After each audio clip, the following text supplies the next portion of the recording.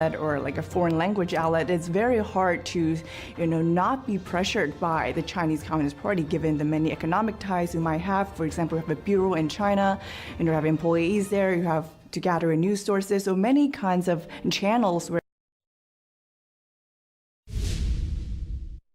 Welcome to NTD Newsroom. I'm Don Ma.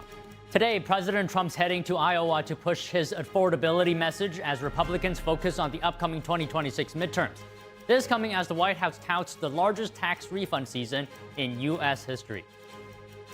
A federal appeals court lifts limits on ICE tactics in Minnesota, siding with the Trump administration. And Border czar Tom Homan is heading to Minnesota and will meet with Minneapolis Mayor Jacob Frey. Lawmakers call on DHS Secretary Kristi Noem to testify as tensions mount over ICE operations.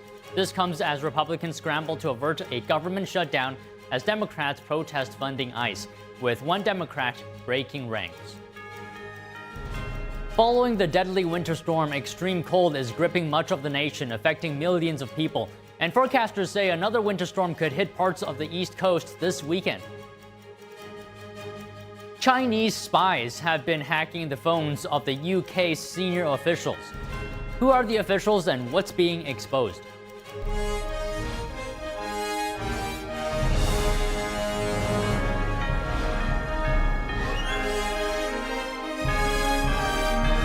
This is NTD Newsroom, live from our global headquarters in New York City.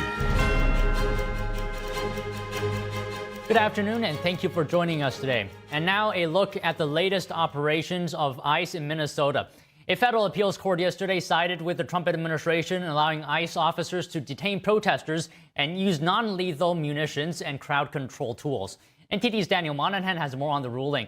And it reverses a lower court decision that barred officers from taking such actions without probable cause. Judges said the Department of Homeland Security made a strong showing that its challenge is likely to succeed in court on the merits of the case. The three-judge panel noted video evidence showing the difficulty federal agents face. Many protesters get in officers' faces and block their vehicles, then rejoin the crowd, mixing with those who are merely observing or recording. Attorney General Pam Bondi applauded the ruling, writing, "A liberal judge in Minnesota tried to handcuff ICE agents who are enforcing the nation's immigration laws and responding to obstructive and violent interference from agitators. This DOJ will protect federal law enforcement agents from criminals in the streets and activist judges in the courtroom." Border czar Tom Homan is heading to Minnesota. President Trump wrote on Truth Social that Homan is tough but fair and will report directly to him. Secretary of Homeland Security Kristi Noem called Homan's deployment good news for peace, safety, and accountability in Minneapolis. She said his experience will aid wide-scale fraud investigations and help remove violent criminal illegal immigrants from the streets. And President Trump said he had a very good phone call yesterday with Minnesota Governor Tim Walz, and that the two leaders are on a similar wavelength amid unrest in Minneapolis.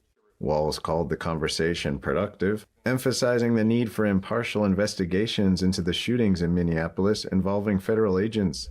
He also reiterated his call to reduce the number of federal agents in the state. President Trump also said he had a very good phone conversation with Minneapolis Mayor Jacob Frey.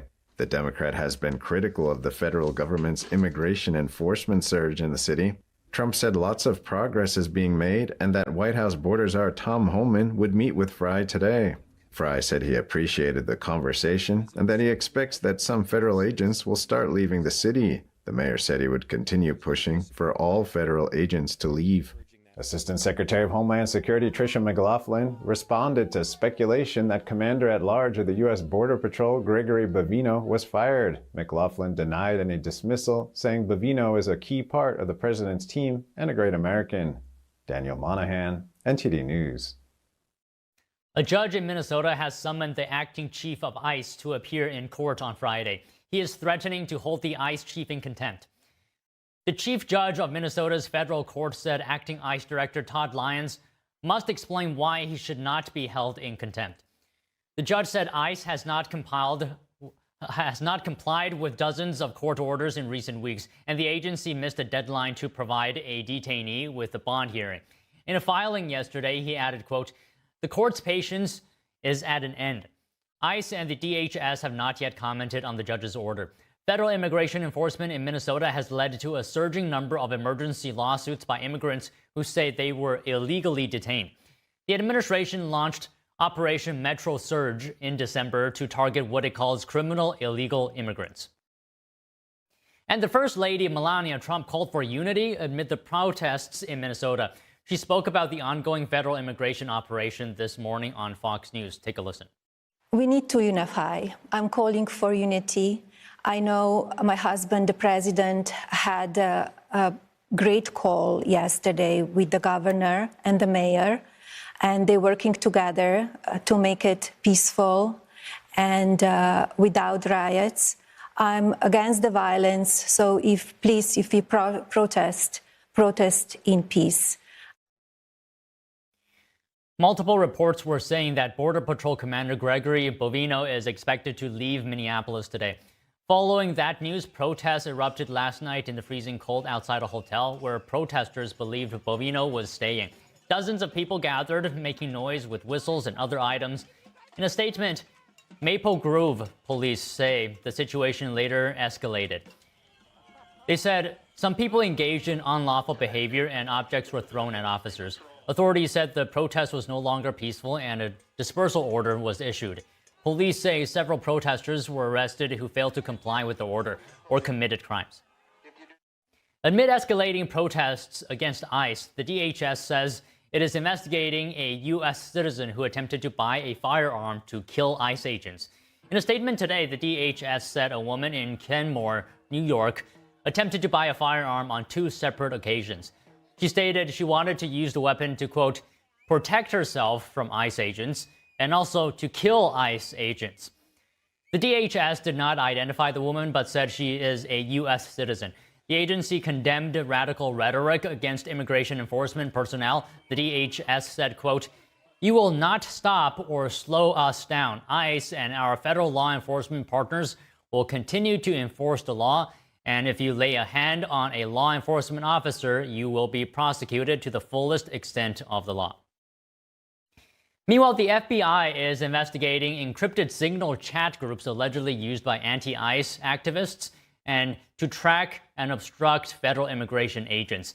FBI Director Kash Patel confirmed the investigation yesterday, saying the Bureau is examining information provided by the public about the group chats. Here's Patel appearing on the Benny Johnson show. We immediately opened up that investigation because that sort of signal chat being coordinated with individuals, not just locally in Minnesota, but maybe even around the country, if that leads to a break in the federal statute or a violation of some law, then we are going to arrest people. You cannot create a scenario that illegally entraps and puts law enforcement in harm's way.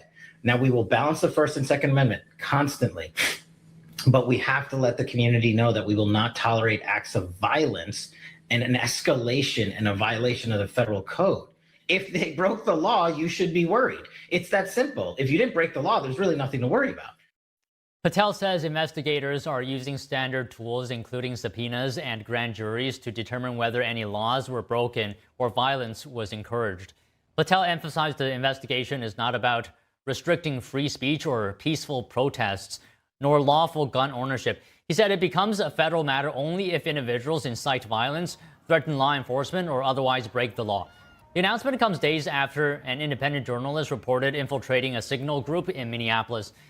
Activists in the group allegedly tracked ICE and Border Patrol vehicles and shared real-time location updates. Patel said the FBI is leading the effort to determine whether criminal activity occurred. As tensions mount over ICE operations in Minnesota, lawmakers call on DHS Secretary Kristi Noem to testify publicly. And one Democrat breaks ranks with his party as many refuse to fund ICE. NTD's Melina Weisskopf reports. Several Democrats on Capitol Hill are pressing to impeach the DHS secretary following the second fatal shooting in Minnesota. We're always going to need border enforcement at the southern border, but we absolutely have to dismantle Trump and Kristi Noem's version of ICE. Amid the pressure, Republicans have summoned Secretary Noem to testify before Congress. Noem has not shied away from critics, instead swiftly agreeing to appear as a public witness. She's repeatedly defended her leadership in the ICE operations. I don't know of any peaceful protester that shows up with a gun and ammunition rather than a sign. This is a violent riot when you have someone showing up with weapons and are using them to assault law enforcement officers. She's agreed to testify on March 3rd before the Senate Judiciary Committee. This comes as lawmakers return to Capitol Hill today. Democratic leadership is leading the party to oppose the funding for the DHS and ICE. It's part of several funding bills expected to be brought up later today. One Democrat yet again breaking ranks. Senator John Fetterman described himself as a pro-immigration Democrat as he revealed his stance in a statement writing, "I reject the calls to defund or abolish ICE." He added that he strongly disagrees with many strategies and practices ICE deployed in Minneapolis and believe that must change. Though he says he supports an idea to separate ICE funding from the broader funding package, but Republicans are unlikely to make that change. Senators must approve several funding bills by Friday to avert another partial government shutdown. Reporting from Washington, D.C., Melina Weisskopf, NTD News. Joining us now to discuss the latest in the protests in Minnesota is Mike Leon, lead anchor at the Legal Podcast Network and host of the Can We Please Talk News Commentary podcast. And we have Tony Kinnett, national correspondent for the Daily Signal and host of the Tony Kinnett Cast radio show and podcast. So first of all, good afternoon to you both. Tony, I'll start with you this time. The First Lady issuing a statement regarding the protests. She says she's against the violence. If you protest, protest in peace. We need to unify in these times. What is your reaction? I mean, I certainly appreciate the sentiment, and good afternoon to you both. I'm sorry, I'll be that individual to say that I never really take a lot of stock in statements made by First Ladies of the United States. No offense to them. They're not an elected position. I'm sure that there are a lot of Americans who would love to see peace, who would love to see things be a lot calmer, but that's simply not in the cards right now, especially given the rhetoric that was, of course, given by the Minnesota state and local officials refusing to cooperate with federal law enforcement. And then, of course, you saw the really just awful statements by Secretary Kristi Noem and then Kash Patel. And then this entire situation continued to get worse as people were encouraged to go out into the streets and violate federal law. And that, again, those kind of situations that arise from them are not often ones which can be solved by the First Lady saying we must have peace. Again, I appreciate the sentiment. Do I think that that's going to do anything? As though there's someone out there that says, oh man, you know, Michelle Obama, Joe Biden, Melania Trump has come out to say something. Now I can act differently. I doubt it. I'm sorry if that's perhaps a little brash. Okay, I mean, that's fine. Mike, let me go to you. What's in the cards? Yeah, well, first off, good to see you guys on this Tuesday afternoon. I want to piggyback on a bunch of things that Tony said there, because I do agree with the overarching sentiment about statements. Cooler heads prevail. J.D. Vance kind of mentioned a little bit of this. My problem is really rooted on root cause and do we want to solve?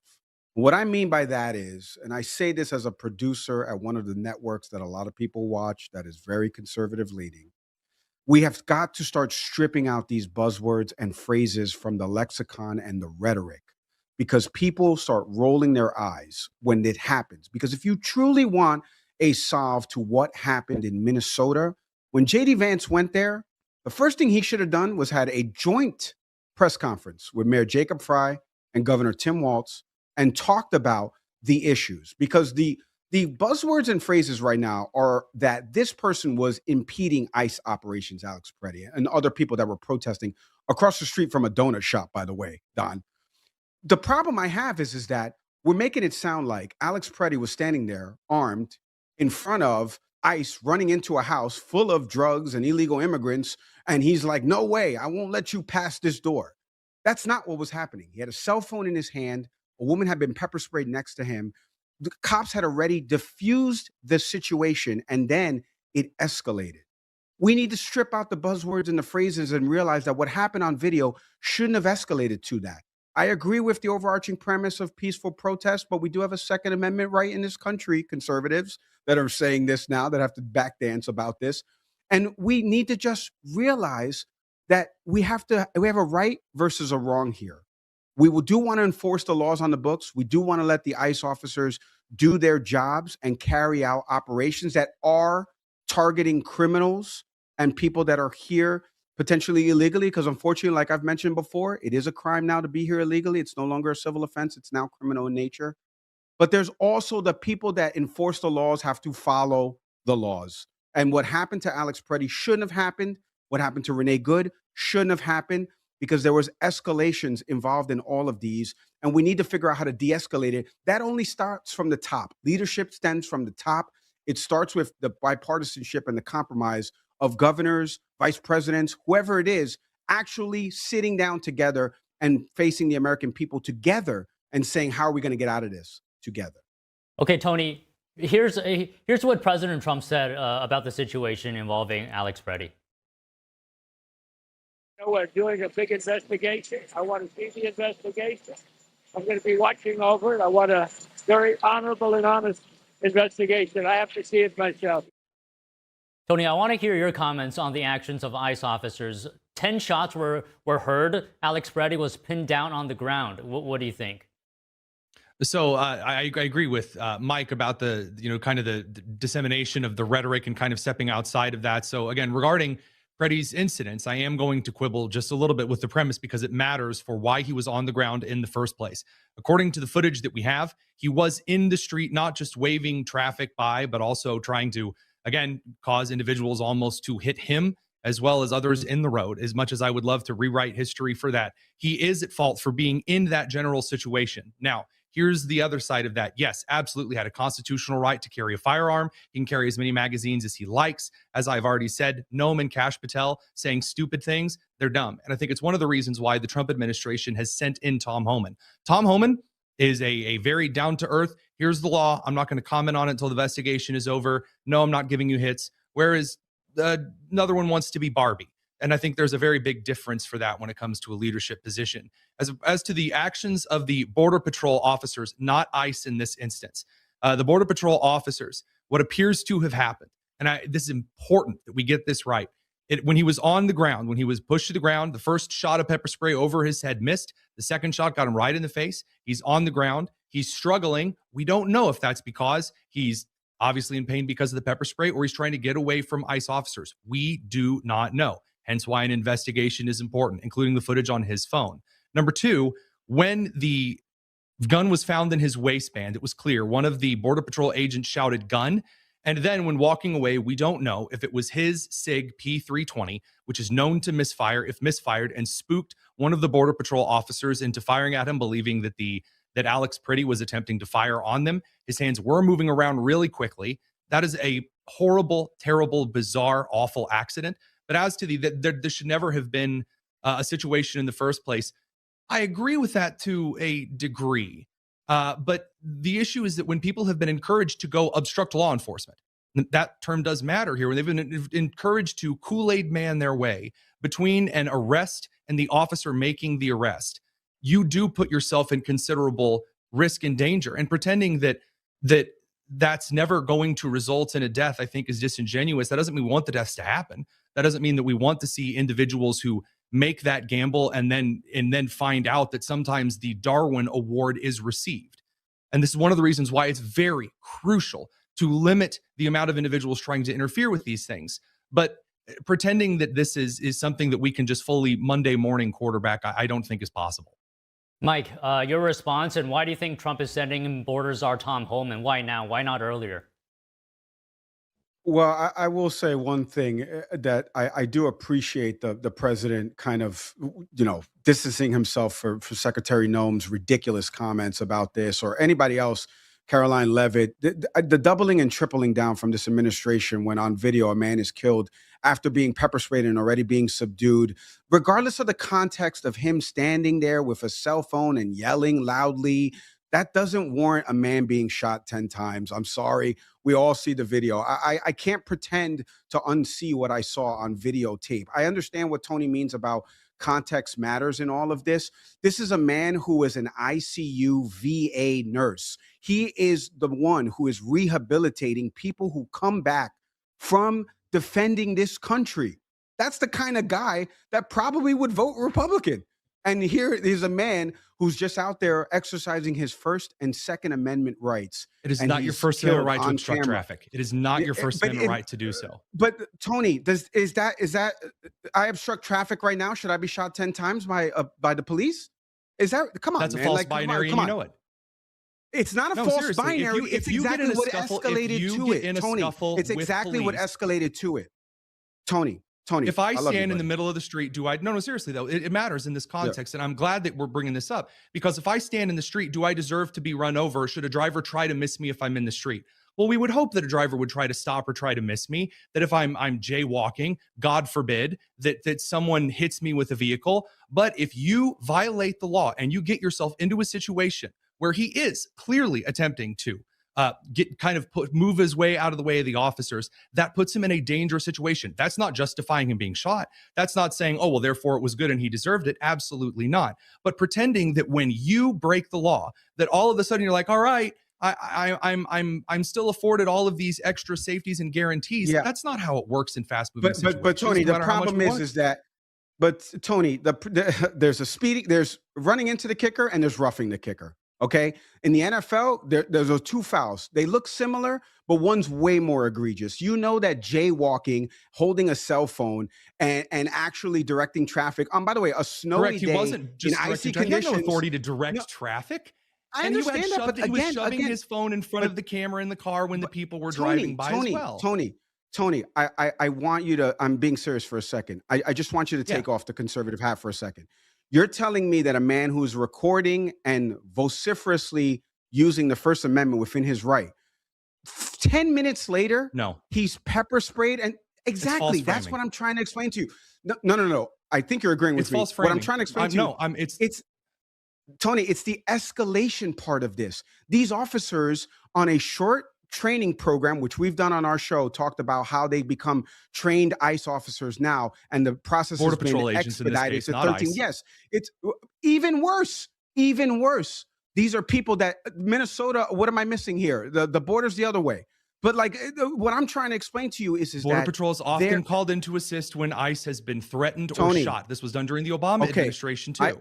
I get that, but Tony, let's take Alex Peretti in isolation. Okay. Why do we have to take it in isolation? Line. Because this is a death that could have been avoided because police had already subdued the two people that they were pepper spraying. That's what pepper spray is meant for. It's meant as to subdue people. It's deployed to subdue people. They were not fighting police. They couldn't see anything. Once they're subdued, there is no additional reason, as law enforcement officers I've talked to from Virginia to Florida will tell me, there is no reason to escalate that situation. The situation becomes further escalated by the officers on the video. I can't let you rewrite the history of what I saw on video from multiple angles. I'm not rewriting the history. Okay, Tony, we'll get one more comment from you. We'll get one more comment from you, Tony, and then we'll move on. Okay, go ahead. I absolutely agree that situations do not need to be escalated. This is part of a trend in which federal law enforcement has been consistently and violently attacked throughout their entire time enforcing the law in Minnesota because state and local authorities would not do the duty and the job that they have, according to the relationship between federal and local governments, that other states have been able to carry out. In this instance, as I've said before, I believe that it was a situation that got out of hand when an officer, in disarming Alex in his constitutional right to carry, then shouted gun, and then we don't know whether the P320 went off by itself or whether the first shot was part of the series. And then the Border Patrol agent, fearing for his life, then started firing. It is a more accident-laden situation. And again, none of that is saying anything here is justified, but pretending as though this was forcefully escalated by all of the officers involved is disingenuous, and there's no evidence for it. All right, Mike. Let's talk solutions here. How do we de-escalate? We can't. You got two people watching the same video, given the same set of circumstances, that agree on two different things and don't agree on the basic core principles. We can't, Don. We're not going to fix this. We're going to get more situations like this. This is close to 100 or so deaths that are going to happen in the fiscal year, according to ICE. Another person just died in ICE detention custody recently that they said was suicide, and they won't let the family see the autopsy. And for Representative Escobar out of Texas, where the person died in that detention facility, wasn't able to actually, meet with the family or anything like that. They haven't given the family records of the autopsy. We don't even know his name. I don't even know the person's name, to be honest with you. But we're having more situations like this where there's video. I just met with an immigration attorney maybe 5 minutes before we came on to kind of talk about what your rights are across different states with respect to recording law enforcement officials. And we know that ICE doesn't have a lot of these body camera technologies implemented in some of their vests all across. So we've got video from all the angles all across the donut shop. Again, I want to heavily stress, this is across the street from a donut shop. This is just like a downtown street, as I was talking to a journalist that's there. This is not some huge operation where ICE was busting in doors, guns blazing, and Alex Preddy was standing outside saying, no, don't you dare come in here. Like, this is just a guy standing outside with a phone. And again, whether or not he's a paid agent or this or that, I can't get into all of these buzzwords and associations. What I can tell you is there's video evidence from all different angles of officers already diffusing and whistling to people to get away and then spraying pepper spray. And that is what pepper spray is meant. It's meant as a deterrent. It's meant to do these type of things. And the problem is, Tony and Don, you're hearing it right now, and my frustration is because I'm watching this unfold with video, and we have people looking at it from different perspectives when we can't come together and understand that law enforcement escalated all of this, and this person should be alive. They don't know that he's a VA nurse or anything like that. This person should be alive today, and we're seeing it on video. So you asked me, how do cooler heads prevail? They won't, because J.D. Vance and Governor Walz and Jacob Frey, they didn't want to meet together and do a joint press conference and really cool the temperature. That's how you do it, but it's never going to happen because there's more money being made in selling the negativity and all being mad at each other when there's video evidence of it happening. So it's never done. Save the clip, NTD, save the clip. It is never going to change because there's video evidence and there's people arguing on both sides of it. All right, Tony. President Trump said he had a good call with Governor Tim Walz and that the two leaders are on similar wavelength. Are we going to see changes on the ground? I'd love to see changes. I have to agree with Mike, unfortunately, that I don't believe we're going to see significant changes because you have a group in the country right now that is lying to people about what the right to protest is, lying that, oh, you can block traffic if you're just, you've got your phone out in front of you. You can lie to people because you're not going to go out there and die. They'll go out there and die. Oh, they'll go out there and obstruct justice. They'll go out there and assault officers. They'll go out there and do things at prompting by Governor Tim Walz. He'll say, he'll get out there and cause some good trouble. You'll have Keith Ellison call assaulting people, harassing people, and kidnapping in a Minneapolis church First Amendment justified activity. When you have that kind of attitude and you legalize disgusting, violent behavior and prohibit the carrying out of federal law, then you'll get situations at an impasse like this where I don't think, Trump can say he had a great conversation. I'll need to see it because as long as you have people encouraging others to violate the law, to do so, but then call it First Amendmenting is going to end up in more situations like this. I don't think it's going to do that much. Okay, Mike, we have about a minute. Vice President J.D. Vance previously said, if you want changes, talk to lawmakers. Don't target people who are just following orders. What are your thoughts?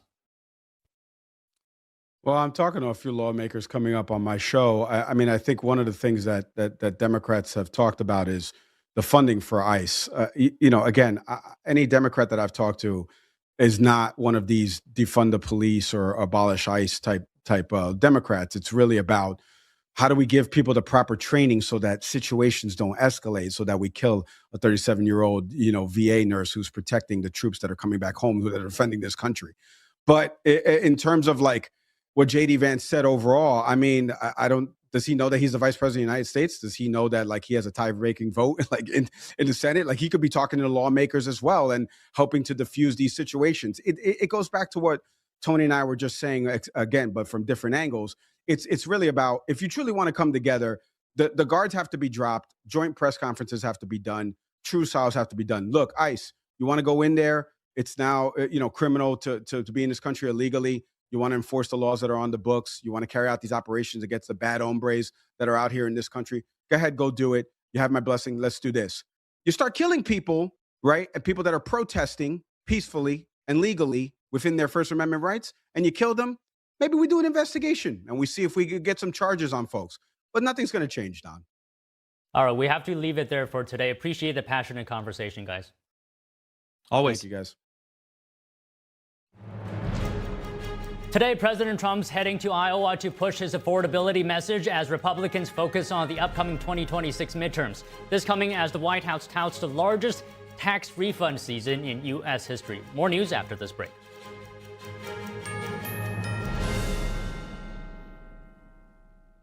Hi, I'm Susan Lucci.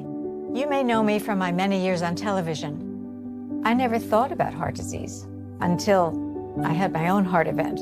I felt this slight pressure in my chest, just slight. I thought, oh, it's nothing, it'll go away. I didn't get it. I did not get it. A few days later, while shopping at a boutique, that pressure returned, much stronger. It felt like an elephant pressing on my chest. I had a 90% blockage in my main artery and a 75% blockage in the adjacent artery.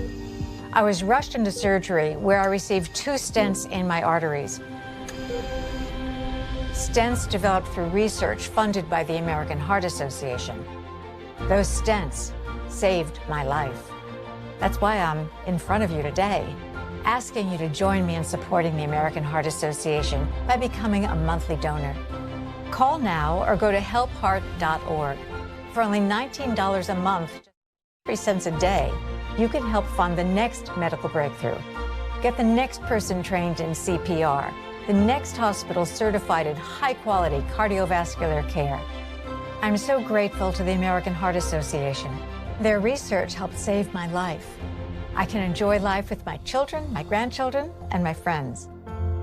Heart disease is America's #1 killer, and your support now can help save your life or the life of someone you love. Give $19 a month with your credit card, and we'll send you this special t-shirt that you can wear to show that you are helping save lives. Please, listen to your heart. The only reason I'm here today is because I did. Please call the number on your screen or go to helpheart.org. Become a monthly donor during February Heart Month, and your first month's gift will be matched. Thank you. Every day, thousands of kids start vaping. And I can't let this happen to my kid. Of course, it's awkward to talk to your kids about the dangers of vaping. Hey, bestie, how's sketches? Ready? It's hard to get their attention. Ready? Go. Yes, look at that. You even turn yours over. So if you want to talk to your kids about the dangers of vaping, you have to get it trending. Right, Backpack Kid? Let's do it. First, invite your kid to do the vape talk. Let's try this. All right. Why is he here? Yeah, I gotta get it trending, honey. Come on. To the left. To the right. Let's go.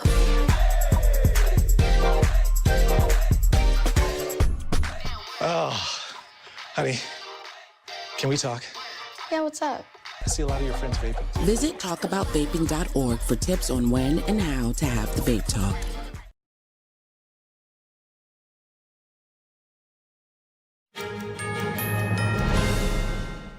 President Trump on his way to Iowa to push his economic message ahead of the midterms, and the White House hailing the largest tax refund season in U.S. history. We now go live to NTD's Washington correspondent, Mari Otsu, at the White House. Mari, good afternoon. Don, good afternoon. That's right. President Trump is headed to Des Moines, Iowa today, where he's expected to visit with a local business, speak to local lawmakers, and to give a speech on affordability and the economy. And this is coming as the White House is touting that President Trump is delivering the largest tax refund season in U.S. history. The White House is also releasing a memo saying that gas prices as they stand now in Iowa are $2.56 per gallon. The White House says that that's down 46% from the high under the previous administration. And while it's expected that the Fed will hold its rates steady at its first meeting in 2026 tomorrow, Treasury Secretary Scott Bessent says that we can predict an economic boom this coming year. Take a look.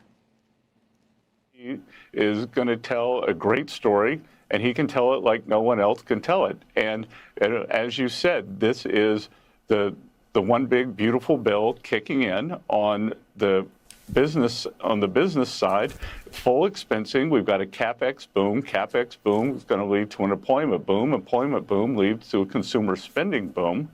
And then on the other side, as you said, his signature policies, no tax on tips, no tax on overtime, no tax on Social Security, deductibility of American-made cars. He's keeping his promises to working Americans. We announced the tax season is now open, and we're going to see substantial refunds for working Americans. And Iowa is still going to go first in the 2028 GOP primary. And last week, President Trump's chief of staff, Susie Wiles, says that President Trump is going to hit the road like it's, quote, 2024, like he's on the campaign trail. Despite him not being on the ballot, the president is now expected to hit one U.S. city per week, ramping up his domestic travel, where he'll be speaking about the economy. And on his way to Iowa, the president said this about Saturday's Minnesota shooting, also confirming to reporters that the Secretary of Homeland Security, Kristi Noem, is not stepping down. Take a look. You know, we're doing a big investigation. I want to see the investigation. I'm going to be watching over it. I want a very honorable and honest investigation. I love everybody. I love all of our people. I love his family. And it's a very sad situation. I think she's doing a very good job. And this is all coming amid a change of leadership on the ground in Minnesota as President Trump deploys border czar Tom Homan over there.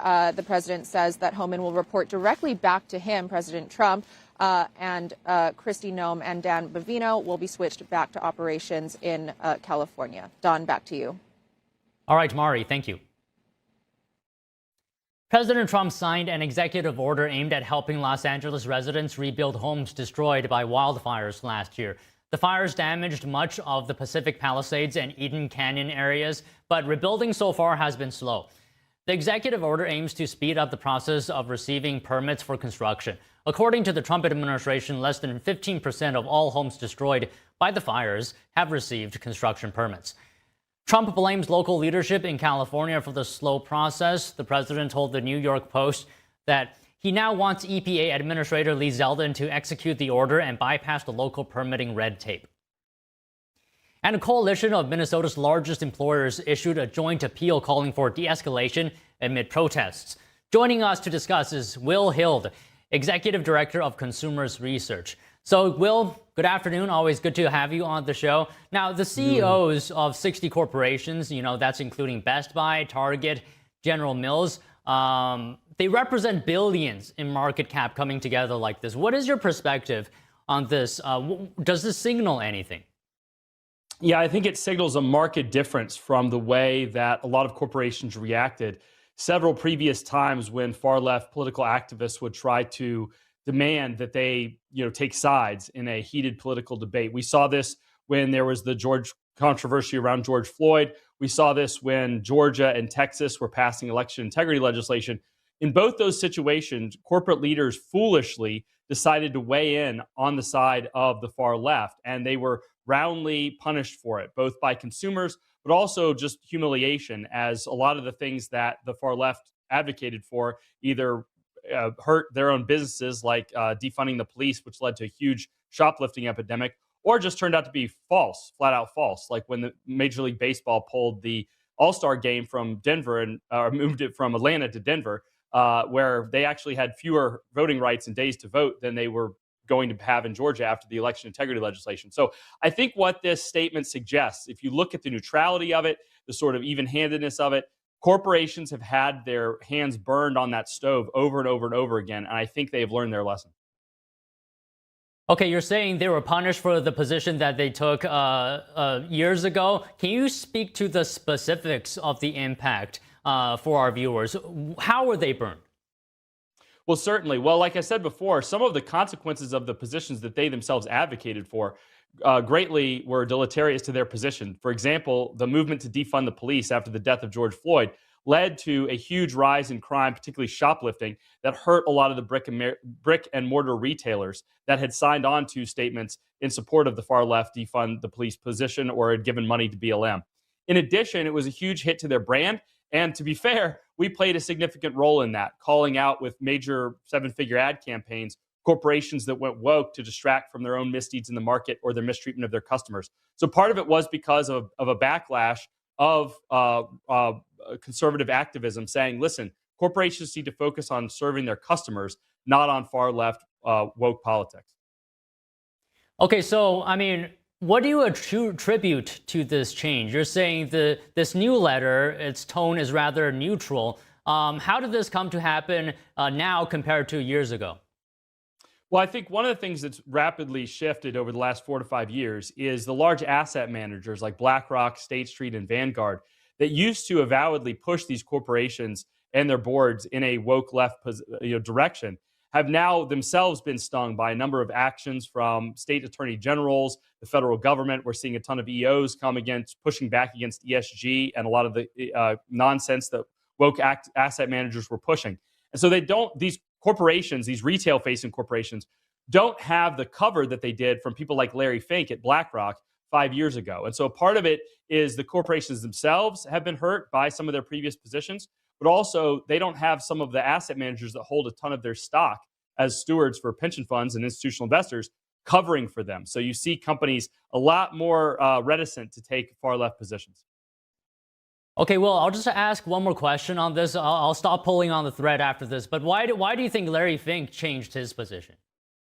Well, like I said, a big part of that is that there were a ton of actions taken by state legislatures in mostly Republican states and even states attorneys general. For example, Ken Paxton in Texas and joined by 11 other states attorney general are currently suing State Street, BlackRock, and Vanguard for intervening in the coal market, pushing so-called net zero incentives that decrease the production of coal. That's just one area in which woke politics was pushed by asset managers that led to corporations down the chain going in that direction. But these asset managers have been feeling the sting of sort of retribution for those kind of activities. And so they have been pushing a lot less of that woke activism into the corporate America.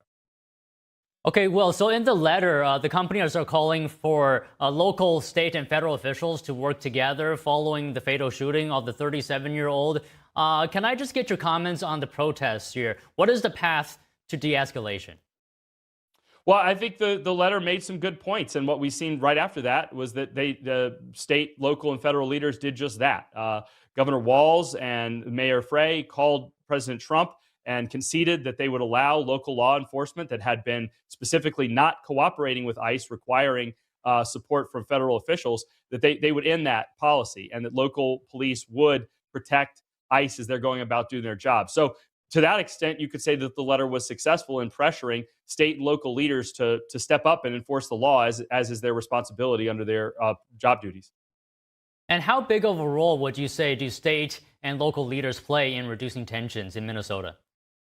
I mean, I think they're the bulk of it. I mean, unless we're going to say that federal officials aren't allowed to enforce the law in states where the governor says otherwise, which of course was litigated in the Civil War, and that's a done issue, then state and local leaders are going to have to comply with federal officials. And when they leave federal officials at the whims of far-left radical violent activists, it leads to the kinds of escalations that we're seeing here. So it's great to see Governor Walz and Mayor Frey finally step up to their job duties as elected officials, as governor, as mayor of these places. Their job is to enforce law and order and to support the federal officials who are enforcing federal law. Okay, well, just quickly, one last thing. President Trump said he had a good call with Governor Walz and sending 3 requests. Do you think we'll see changes on the ground? Yeah, I think we already have. I mean, for example, the protests in front of some of the hotels where the ICE agents are staying were just declared illegal gatherings because they're obviously meant to intimidate federal officials from doing their jobs. And they've already been on the process of being cleared by local law enforcement. That was not something that was happening just a few days ago. So it does seem like state, local, and federal officials are finally working hand in hand to enforce the law and let ICE go about its business of removing violent criminals from the Minneapolis and Minnesota area. All right, Will, really appreciate your time today. Thank you so much. Thank you. A coalition of Minnesota's biggest employers issued a joint appeal calling for de-escalation amid protests. We have more news after this break.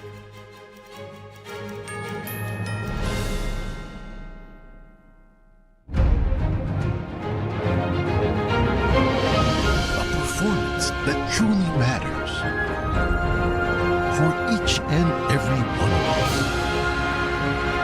This is what you've been waiting for.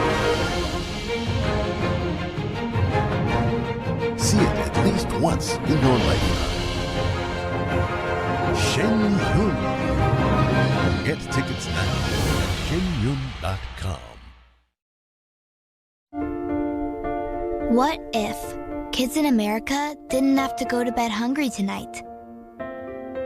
What if our moms, dads, and grandparents could put healthy food on the table every day to help us grow strong? What if all of our friends and neighbors had fresh food too, and there was no hunger at all in America? And what if there was a way today for you to help? Call now or go online to helpfeedingamerica.org and give $19 a month, just 63 cents a day.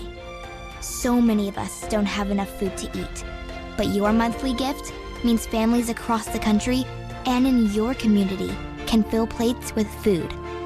Kids can get healthy meals year-round, even when school's out, and our neighbors can have fresh food.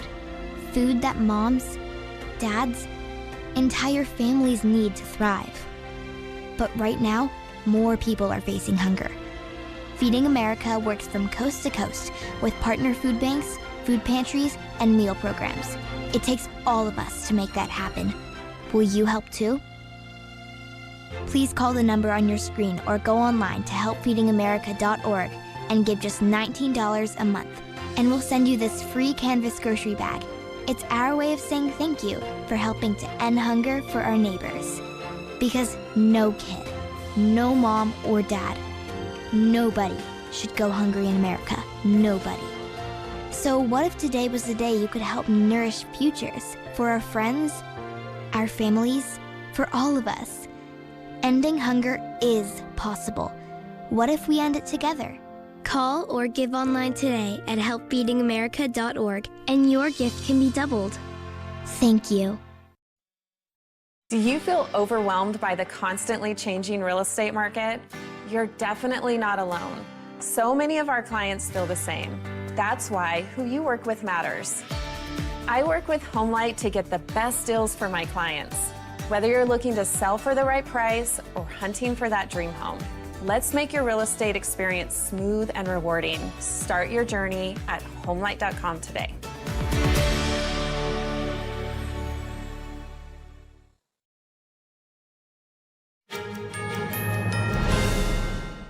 South Korea is urging the Trump administration to hold off on new tariffs. President Trump announced yesterday the United States would be increasing tariffs on South Korea to a new rate of 25%.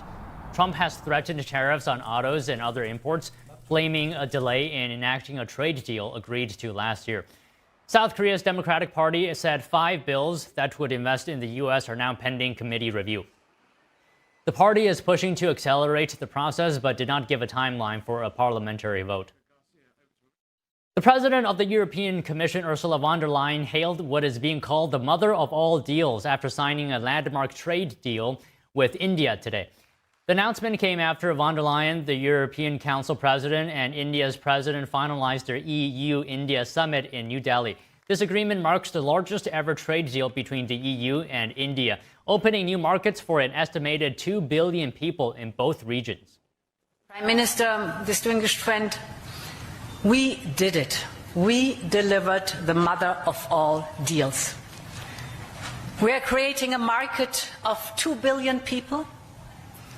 And this is the tale of two giants, the world's second and fourth largest economies, two giants who choose partnership in a true win-win fashion. President Trump says Iran has repeatedly reached out to his administration seeking talks as the U.S. ramps up military pressure in the Middle East. Trump says Tehran has called on numerous occasions, adding they want to make a deal. The president confirmed the deployment of the USS Abraham Lincoln Carrier Strike Group, describing it as a deterrent near Iran. U.S. Central Command says the carrier group is operating in the region to promote stability as tensions rise. And the U.S. is also expanding sanctions on Iran's oil trade. Meanwhile, Iran-backed Houthi terrorists on Monday hinted they were ready to resume attacks on shipping in the Red Sea.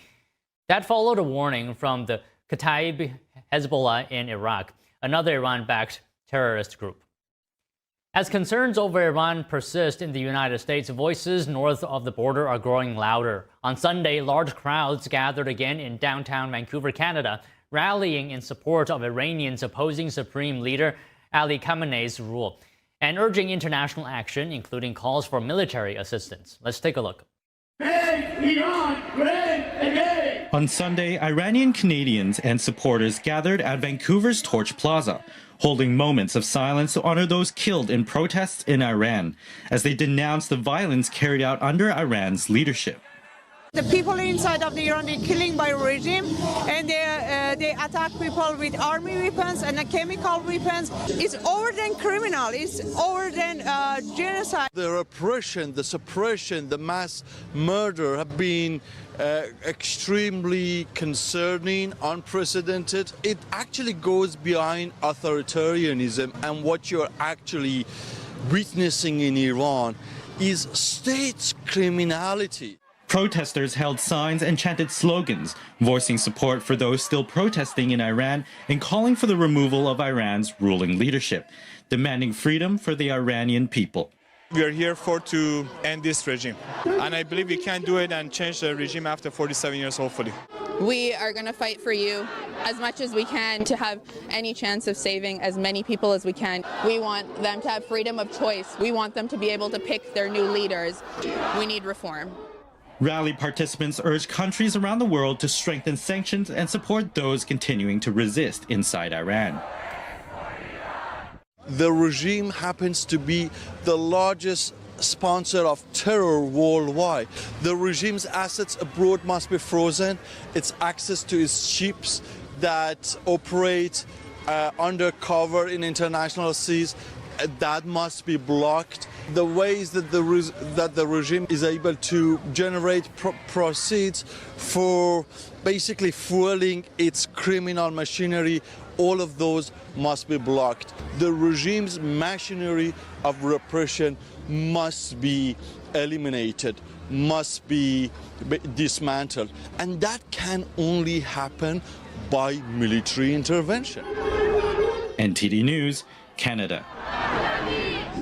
In the UK, a Chinese spying operation has been hacking the mobile phones of senior London officials for years, according to The Telegraph. NTD's Arlene Richards has more.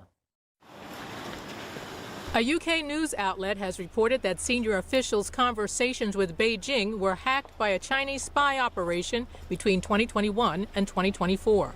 The Telegraph said on Monday the hacking exposed the communications of the closest aides to former Prime Ministers Boris Johnson, Liz Truss, and Rishi Sunak.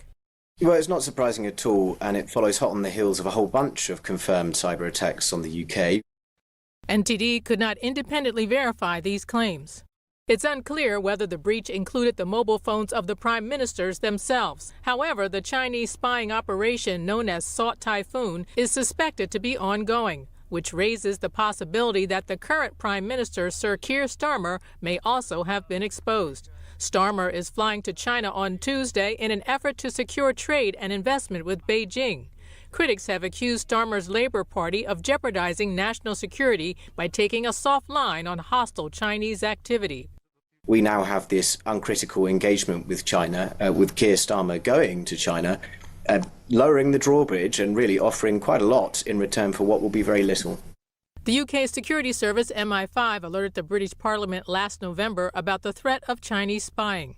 If spies weren't able to listen in on calls, they might have gained access to metadata, which provides information on who officials were communicating with. The Downing Street hacks are part of a larger global operation that targets multiple countries, including the United States. Arlene Richards, NTD News. Shen Yun Performing Arts is touring in California and just finished a stop in downtown Los Angeles, bringing traditional Chinese culture to life in front of thousands of audience members. NTD is a media sponsor of Shen Yun and has been covering audience reactions since 2006. Here's a look at what audience members had to say about the show. Shen Yun Performing Arts closed out performances at the Music Center's Dorothy Chandler Pavilion in downtown Los Angeles, California on January 23rd through the 25th.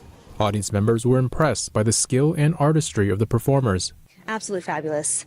Yeah, I texted my co-workers, my assistant director, and told her it was one of the most impressive dance shows I've ever seen. I think a lot of femininity has been lost in the modern dance scene, and so to see that on full display here, with, like you said, the delicate, the elegance, not afraid to just be feminine, how, God made us. it's okay. It's okay to dance like women. It's very seamless. The 3D backdrop just seemed like part of the set, and the interaction when they connect with the backdrop, it just seems seamless, and it was really well done. Based in New York, Shen Yun has been touring the world since 2006 on a mission to revive 5,000 years of traditional Chinese culture from before communism. Shen Yun also shines a light on the Chinese Communist regime's persecution of faith and human rights abuses, one of the main reasons they cannot perform in China to this day. The art is amazing, and I think despite all the suppression and censorship from the Chinese government, I think you keep on doing what you do, and art is the expression of the soul, and I think that is the ultimate phenotype of the Chinese civilization is dancing and music and expression, and I think Shen Yun is the perfect manifestation of all that. Drawing inspiration from China's rich cultural heritage, each performance also presents themes of spirituality and faith, values that are found at the origins of traditional Chinese culture. I think it's visually appealing, visually stunning, but it reaches your heart in a way that a lot of it's not overly indulgent. I think so many modern dance companies are so overly indulgent and driven by the self and personal glorification, and this was not on display. And so I think you get to see, just like you said, the creator, the beauty that he created on this planet for us to all be a part of. I think that's what's going to heal people. I loved it. Dance is a form of storytelling, and this does it in such a beautiful way with the costumes and the backdrop. And I love how they have that technology, the patent, where they're jumping into the screen. And yeah, it's very, very entertaining and very unexpected. I didn't know what this was going to be like when I came here, and I was blown away. I want to express gratitude to them and say thank you.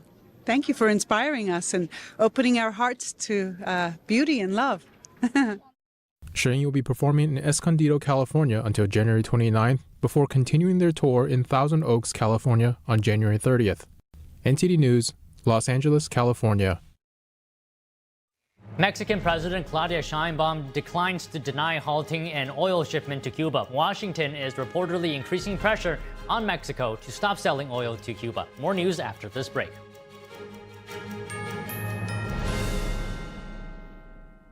Whispered across generations, a hidden secret unveils the essence of longevity and vitality, a timeless legend regarding energy and wonder. Rooted in ancient health wisdom, we proudly introduce Pure Tang Black Ginseng, a 100% natural organic energy drink made from premium 6-year-old Korean ginseng. It takes 2,260 days and nights from seed to growth, undergoing a meticulous 9-step process of steaming and drying. Black ginseng reaches its full potency, enriched with ginsenoside RG3 and enhanced absorption efficiency. No sugar, no caffeine, no artificial ingredients. Experience the pure natural power of Pure Tang Black Ginseng. Nourish your body, strengthen your immunity, and boost your energy. To order Pure Tang Black Ginseng, please visit puretang.com.